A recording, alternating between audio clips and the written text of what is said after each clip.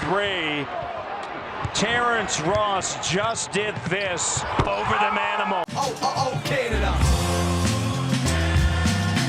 Oh, Canada. Oh, Canada. What is happening, Raptorland? Sean here to get you set for tonight's matchup as the Raptors play for the first time in 5 days when Rudy Gay returns to Toronto for the first time with the Sacramento Kings. This is the Raptors Wrap-Up. The Raptors are looking to tie their single-season win total from last season with their 34th win tonight. They've won 6 of their last 8, yet are clinging to third place in the East thanks to the play of the white-hot Chicago Bulls. After a sluggish start to the season at home, the Raps have gone 12-4 at the ACC in the new year and don't play more than 2 games in a row on the road the rest of the season. The Kings, on the other hand, are looking to win their 3rd in a row, but are in Game 2 of a brutal 7-game East Coast road trip and are 9-20 away from Sleep Train Arena this season. No, I'm serious. The name of their arena is the Sleep Train Arena. In the previous matchup between these two, the Raps lost in Sacramento in a very disappointing effort last month. Toronto turned the ball over 17 times and were charged with 35 fouls.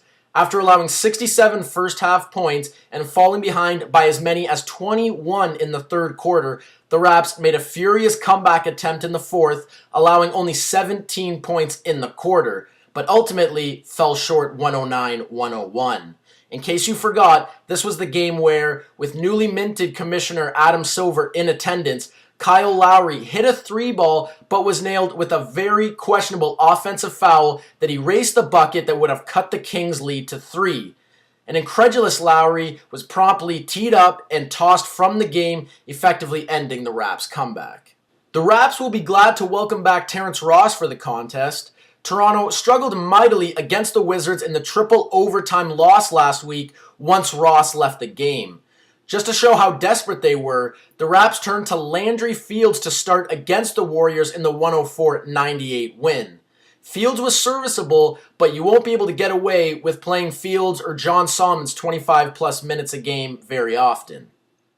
As was clearly evidenced after Ross went down against Washington, despite his still fairly limited offensive game, his dead-eye perimeter shot keeps defenses honest and spreads the floor out. This allows Lowry and DeMar DeRozan to get into the paint and draw fouls or use the paint as part of the slash and kick game to get open looks for Ross, Patrick Patterson, or even Amir Johnson, who is starting to add an improving mid-range game to his arsenal this season. A mismatch the Raps can try and look to exploit is at the power forward spot.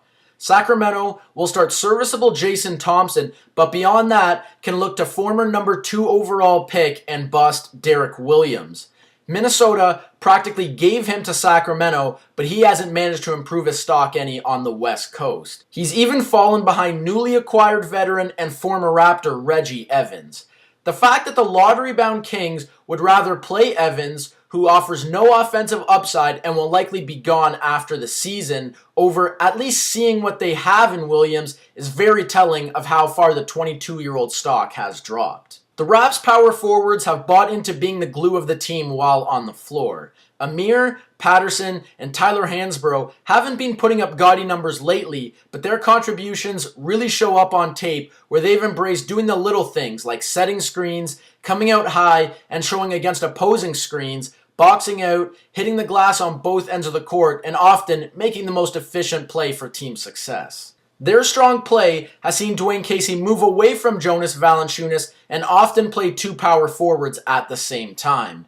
Against a thin and limited offensive 4 spot for Sacramento, the Raps can neutralize this position on defense and look to have a good game collectively on offense.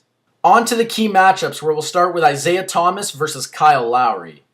Thomas had his way with the Raptors last go-around, scoring 23 points with 5 assists. The key to Isaiah's game was driving, getting in the paint, and drawing fouls. He shot just 4 of 12 from the field, but was an incredible 15 of 16 from the line. Thomas isn't a pass-first point guard, and he isn't known for living at the free throw line. So if the Raptors can make him rely more on his jumper, they should be able to minimize his overall impact on the game.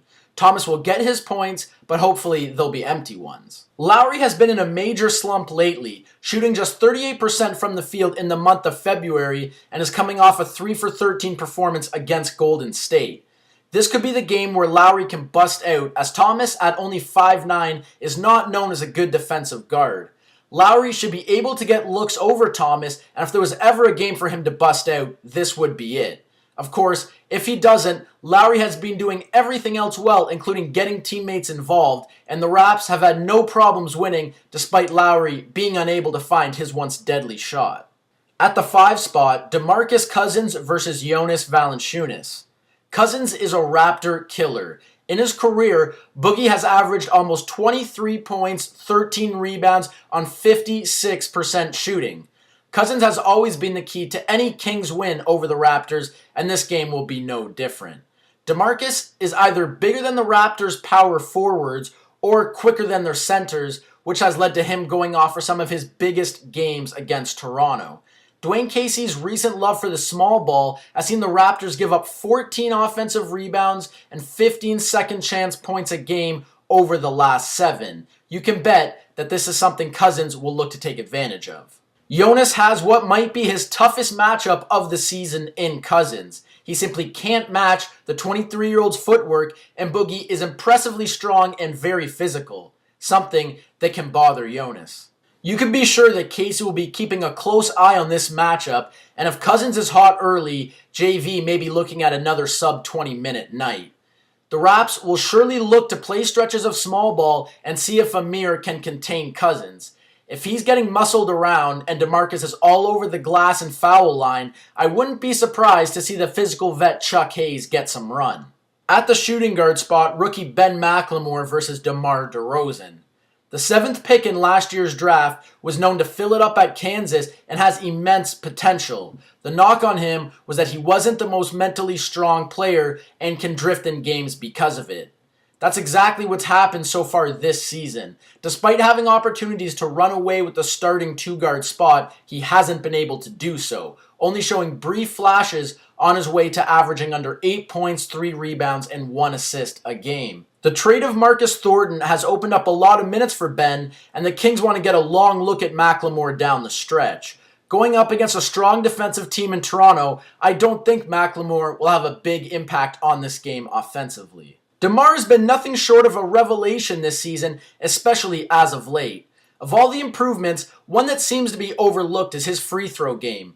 Over the last month, he's hit new highs of 9.2 free throws attempted, 7.8 free throws made for an overall 86% from the line.